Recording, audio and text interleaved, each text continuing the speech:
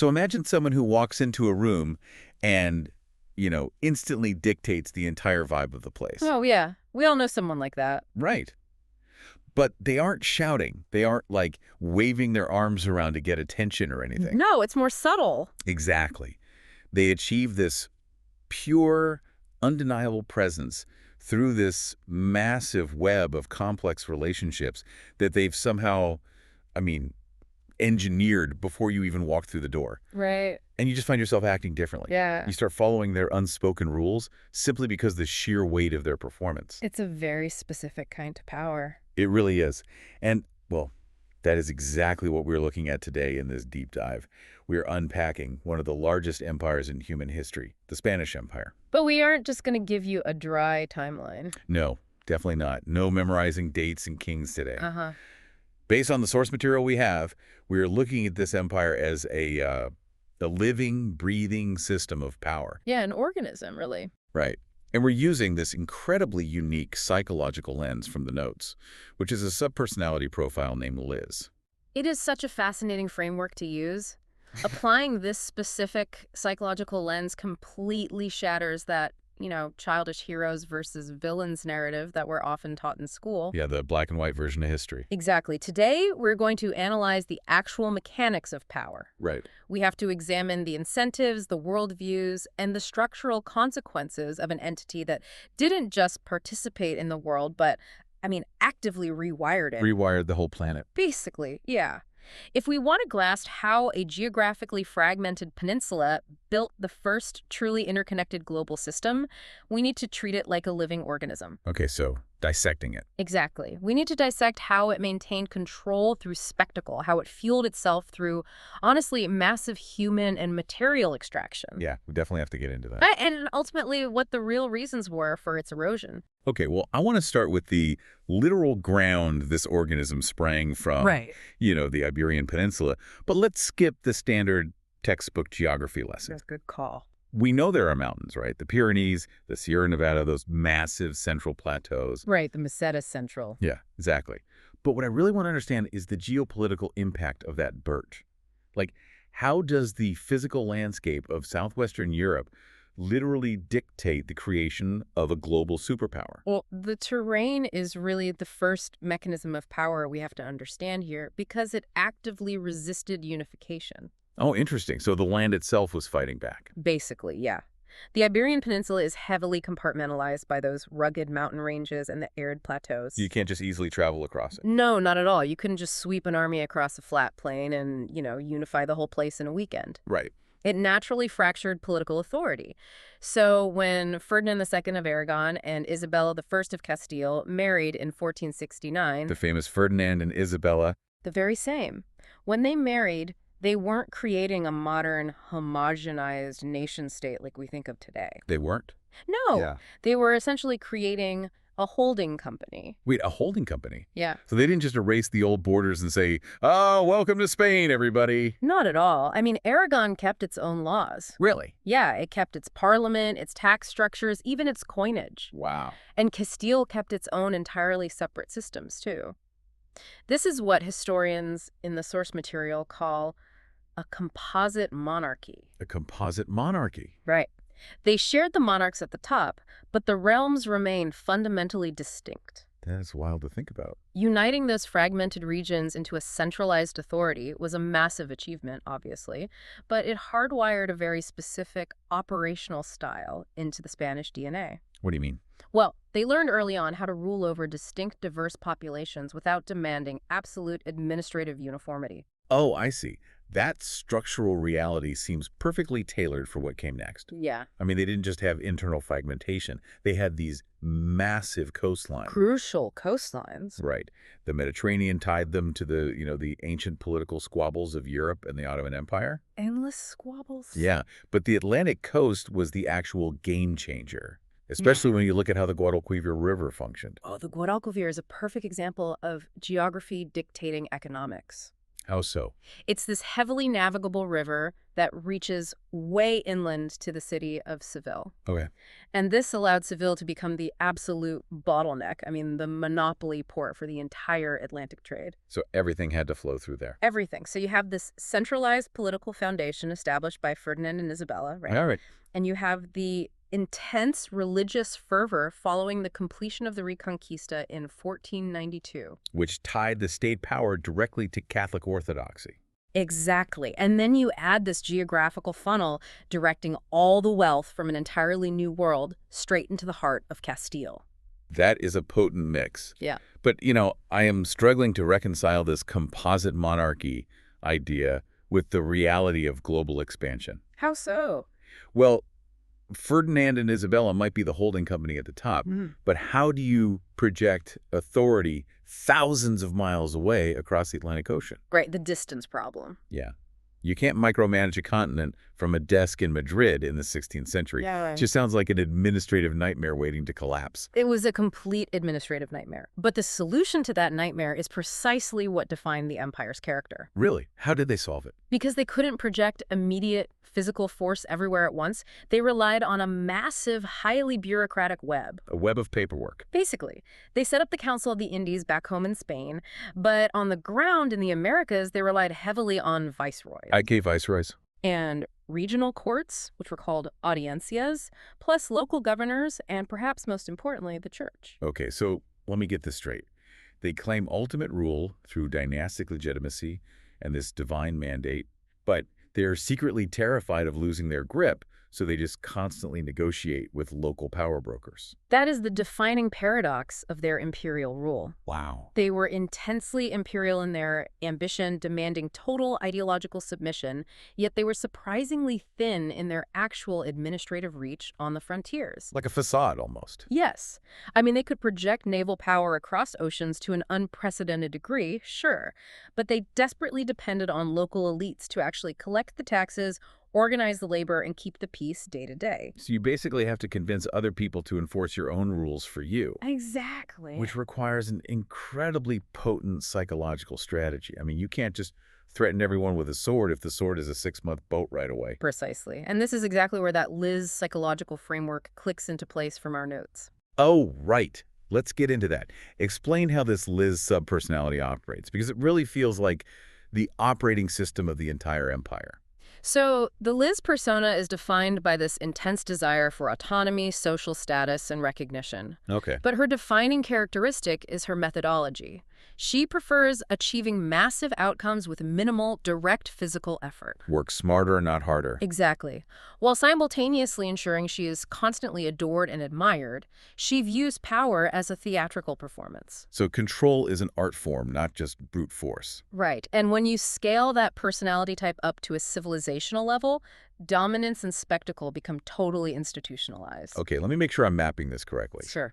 If Liz gets what she wants by manipulating the vibe of the room and making sure everyone looks at her, the Spanish Empire did that by ruling theatrically. Like, they staged authority. Staged is the exact right word. Power has to be seen to be believed, especially when your actual bureaucratic reach is as thin as theirs was. Right, because you don't have enough soldiers. Exactly. So you don't just build a functional church to hold mass. You build a monumental, towering Baroque cathedral directly on top of the ruins of the conquered civilization's holiest temple. Oh, wow. That is a massive flex. It is. And you don't just have a monarch. You project overwhelming grandeur through elaborate court ceremonies, incredibly rigid etiquette, and meticulously designed urban plazas. So the spectacle actually becomes the reality for the person living in that city. Yes. It's a strategy to basically scale admiration up until it hardens into obedience. That is the crucial alchemy of the empire right there. Dominance becomes naturalized. Naturalized. What do you mean by that? Well, if you walk past a cathedral every day that took 100 years to build, and it's dripping in gold leaf, the sheer architectural weight of it tells you that the hierarchy is permanent. Right. It feels inevitable. Yes, it feels divinely ordained. The crown and the church depended on everyday people accepting the underlying premise that some naturally stood above and others were born to serve below. Philip II seems to be the ultimate embodiment of this, doesn't he? Oh, absolutely. I mean, he didn't ride out at the head of a cavalry charge covered in mud. He sat in an office. Look at Ella Scorial. El Escorial is the perfect architectural manifestation of the Liz persona's desire for controlled distance. Tell me about it. Philip builds this colossal, austere complex outside Madrid. It's part palace, part monastery, and part mausoleum. Sounds intense. It is, and he oversees a global empire through an endless mountain of paperwork from a single, surprisingly small desk inside this giant fortress. The ultimate bureaucratic control freak. Completely. He tightens the room just enough to make everyone behave. It's like seduction mixed with a very implicit threat of danger. Yeah, that's a good way to put it. The empire offers you inclusion into its world. You know, you get the religion, the perceived order, the civilization, but it is strictly on their unequal terms. It's an alluring golden surface, but with incredibly hard power underneath. Right. But here's the catch. Creating that golden surface, staging that global theatrical performance is exponentially expensive. I bet. You cannot pay for baroque cathedrals, transoceanic armadas, and thousands of bureaucrats with just good vibes and architectural intimidation. Yeah. Spectacle requires capital. A lot of it. And that brings us to the really dark underbelly of the Liz persona. At a small scale, Liz feeds on attention. But at an imperial scale, this organism fed on silver, human labor, and land. The consumption engine. Exactly. We have to talk about the economic engine, because according to our sources, this wasn't just trade, it was structural predatory consumption. The Spanish colonial economy was fundamentally an extractive machine. Right. And, just as a quick note for you listening, as we get into these systems of extraction and the social hierarchies that follow, we're obviously just reporting on the historical reality detailed in the source material. We're unpacking the facts of how this empire operated, not endorsing the horrific nature of these systems. Absolutely. We are looking at the historical mechanics impartially. Yeah. And the mechanics here are brutal. While other empires might focus heavily on establishing trading posts or, say, agricultural colonies, Spain's primary obsession very quickly became mineral wealth. Gold and silver. Mostly silver. The discovery of the Silver Mountain at Potosi in the Andes and similar massive deposits in New Spain, which is modern-day Mexico, literally altered the trajectory of human history. Calling Potosi a mine almost feels inadequate when you read the description. She really does. It was a geological anomaly, a literal mountain of silver ore at an altitude so high it's hard to even breathe. Yeah, the air is incredibly thin up there. To pull that wealth out of the rock, they didn't just need pickaxes. They needed a relentless supply of human bodies. Explain the mechanisms they used, because they didn't just invent slavery out of nowhere. They manipulated existing systems, right? They did. That is where the engineering of power becomes truly insidious. To extract that silver, they utilized a system called the mita in the Andes. The mita? Yes. Now, the Inca Empire had previously used the mita as a form of communal labor. Okay, so it already existed. Exactly. Under the Incas, citizens owed the state a certain amount of work for public projects, like building roads or those famous terraced farms. So it was like a labor tax. Right.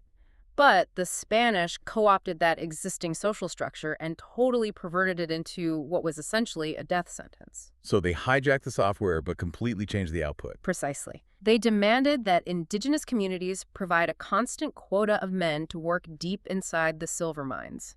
And the conditions were terrible, obviously. Horrific. You have exposure to toxic mercury, which was used in the refining process. Wow. Constant cave-ins, absolute exhaustion. The human cost of the silver that funded all those spectacular cathedrals back in Europe was just immense. And it wasn't just the mita system, right? In other areas, they used the encomienda system. Yes. Which had this bizarre, almost hypocritical legal loophole to justify the brutality. The encomienda is a fascinating study in moral rationalization. Break that down for us. So, the Spanish crown didn't officially grant land to the conquistadors. They didn't. No, they granted them the labor of a specific number of indigenous people. Wow. In exchange for the right to extract tribute and forced labor, the Spanish encomendero was legally obligated to protect those people and ensure they were taught the Catholic faith. Oh my gosh. We aren't enslaving you. We are saving your eternal soul. You just owe us your life's labor in return. Exactly. That is an incredibly dark psychological justification. It was highly effective for them, morally speaking. But when the indigenous populations began to suffer catastrophic demographic collapse. From the European diseases. Yes, disease and just this brutal overwork. When that happened, the empire pivoted to a different form of extraction. Because they still needed the labor. Right. To maintain the agricultural engine, specifically for incredibly lucrative cash crops like sugar, and to supplement the labor force in general, the Spanish Empire became a massive driver of the transatlantic slave trade. Right. They began trafficking millions of enslaved Africans to the Americas. And this immense influx of highly diverse populations, European, indigenous, and African, necessitated a brand new technology of social control, didn't it? It did. You can't maintain order when you are that heavily outnumbered just by building a really big church. No, the spectacle isn't enough anymore. Exactly. You need to enforce the hierarchy on a psychological, almost biological level. And this brings us to the casta system. The casta system.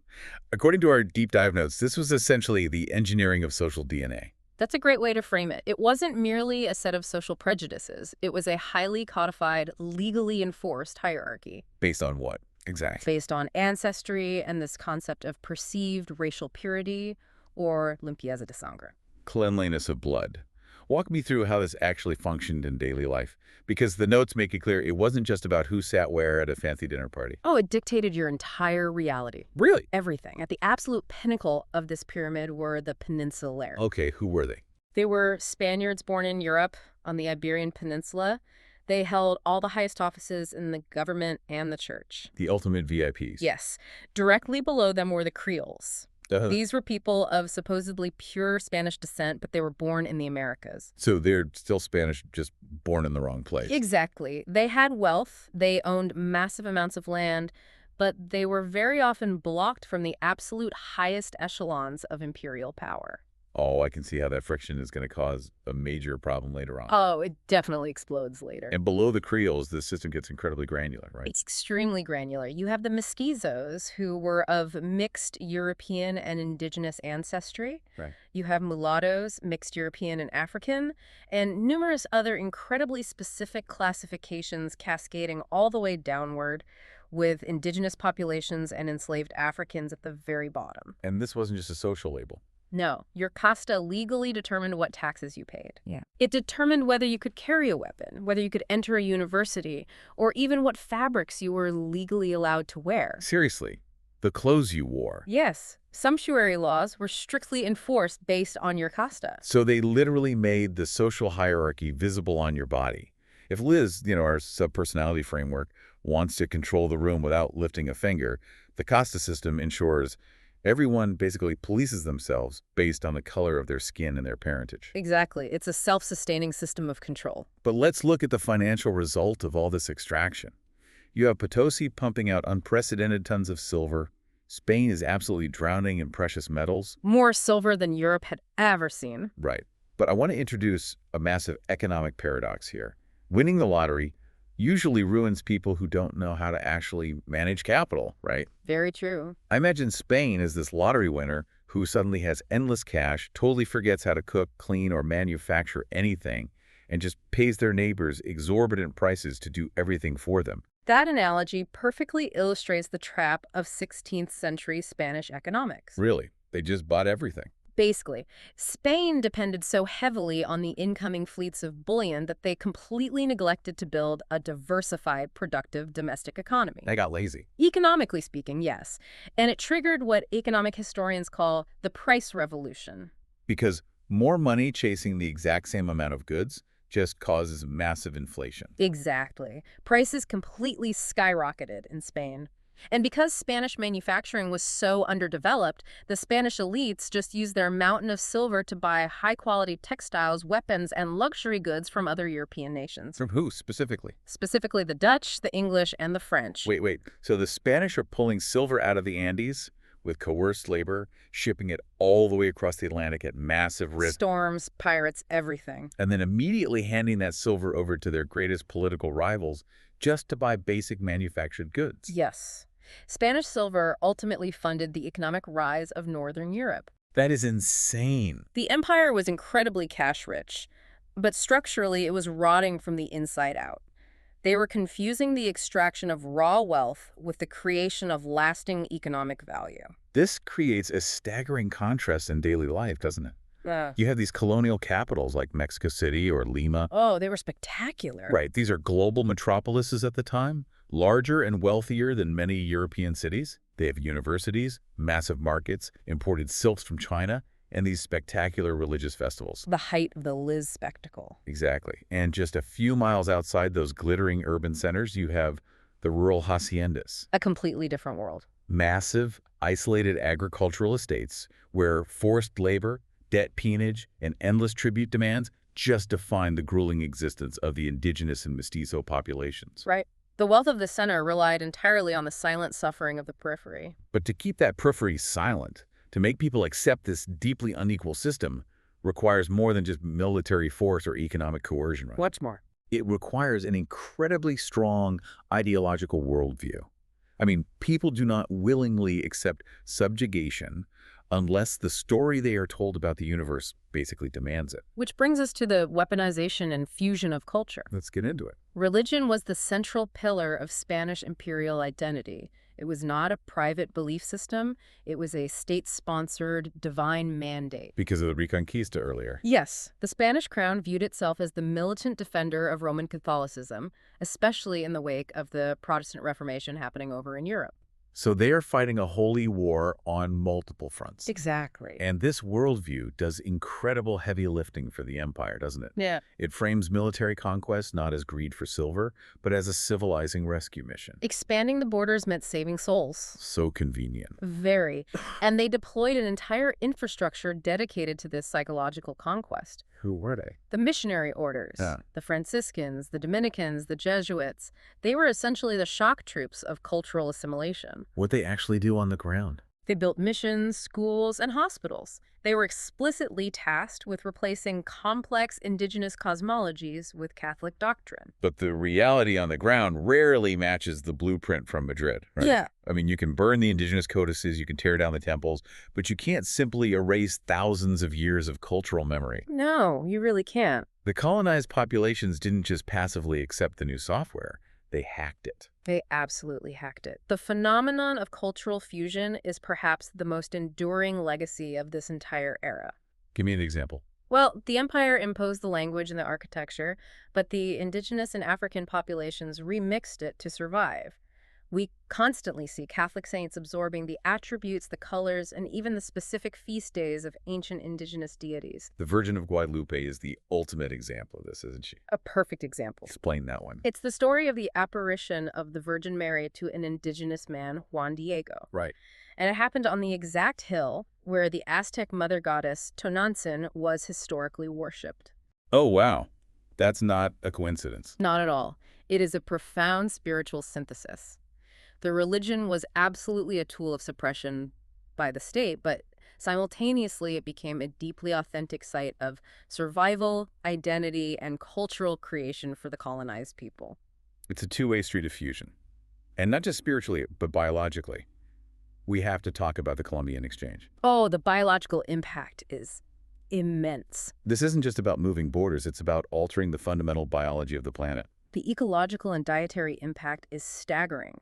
Think about it. Maize, potatoes, tomatoes, and cacao chocolate all move from the Americas to Europe and Asia. And going the other way. Wheat, cattle, horses, pigs, and sugarcane arrive in the Americas. It's wild. Think about the layout of a modern grocery store today. Yeah. None of that exists without this violent, massive collision of hemispheres. None of it. The Italian tomato, the Irish potato, all of it comes from this moment. That is just crazy to think about. But, even amidst this total dominance, the empire wasn't a monolith. There was intense internal moral friction. Yes, there was.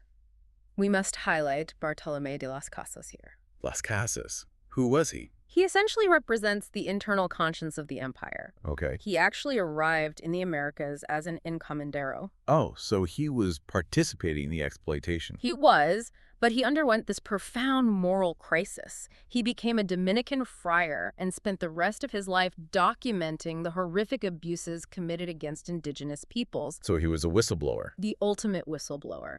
He relentlessly lobbied the Spanish crown to change its laws and protect the indigenous populations. It proves that even back in the 1500s, people inside the system knew exactly what was happening. Right? They were calling out the brutal contradictions of claiming to save souls while actively destroying bodies. Exactly. And he was actually instrumental in passing the new laws of 1542, which attempted to abolish the encomienda system. Did it work? Well, no. Those laws triggered massive rebellions by the Spanish colonists in the Americas, who obviously didn't want to lose their free labor. So the laws were largely ignored or heavily watered down. But it still demonstrates that the empire was constantly fighting itself over its own soul. But Spain isn't just fighting itself, right? As our deep dive notes point out, it's crashing headfirst into the rest of the world. They are sparking this massive global Game of Thrones. Truly global. They essentially built the circuitry for the first truly connected global system. How so? Well, you have the Atlantic system linking Spain, the Americas, and Africa. Right. Then you have the Pacific system, the Manila galleons, transporting vast amounts of silver from Acapulco in Mexico all the way to the Philippines. To buy what? To buy Chinese silks, spices, and porcelain. And then, of course, you have the European system where Spain is funding endless wars to maintain hegemony. Okay, let's talk about the guys actually pushing the frontier of this expansion. The conquistadors. Hernán Cortés in Mexico and Francisco Pizarro in Peru. The famous names. Yeah. But I really want to shatter a persistent myth here from the notes. We frequently hear this story that a few hundred Spanish guys with steel swords and a couple of arquebuses conquered massive, sophisticated empires through sheer technological superiority. It's a very common narrative. But the math on that never made sense to me. You can't conquer millions of people with a few hundred guys just because you have some rudimentary guns. The math doesn't work at all. The narrative of technological superiority is mostly a convenient fiction. So what's the real story? The real pattern of Spanish conquest relied heavily on three things. First, devastating European diseases that preceded the armies and decimated indigenous leadership. Right, smallpox. Yes. Second, the psychological shock of novel warfare horses and guns did play a psychological role. Sure, they were terrifying at first. But third, and absolutely most importantly, the exploitation of existing local rivalries. Spain did not do friendship. They did strategic alignment. So Cortés didn't conquer the Aztec Empire with just 500 Spaniards. He conquered it because he recognized that the Aztec capital, Tenochtitlan, was extracting brutal tribute from its neighbors. Exactly. He found the Tlaxcalans who deeply hated the Aztecs. And suddenly he has tens of thousands of indigenous warriors doing the actual fighting for him. He literally plugged himself into an existing civil war. And the exact same is true for Pizarro. Down in Peru. Right. When Pizarro arrived in the Andes, the vast Inca Empire was already reeling from a devastating smallpox epidemic and a brutal war of succession between two royal brothers. So the timing was just incredibly lucky for the Spanish. Incredibly. Pizarro used deception to capture the eventual victor of that civil war, Atahualpa. You know, we often treat Moctezuma in Mexico and Atahualpa in Peru as these sort of passive victims who just folded when the Europeans showed up. Which is completely unfair. Right. They were sophisticated, highly intelligent leaders navigating an unprecedented, truly apocalyptic crisis. Absolutely. I mean, they were dealing with alien invaders, crashing demographics from disease, and massive internal revolts all at the exact same moment. Yeah. They were making high-stakes geopolitical calculations with entirely unknown variables. But Spain's strategy of leveraging local rivalries created a massive problem of its own down the line. What's that? Every time you conquer a new territory, you inherit its borders, and more importantly, you inherit its enemies. Oh, man. This is the classic problem of imperial overstretch. Oh, precisely. Look at Charles V. Okay, so it's the scene. He is ruling Spain, the Americas, parts of Italy, the Netherlands, and he's the Holy Roman Emperor. That is just an absurd amount of territory. He is expanding until the room literally cannot contain him. And the list of rivals they are fighting simultaneously is just exhausting. Run through the list for us. They are fighting the French over control of Italy. They are fighting the Protestant Reformation in Germany.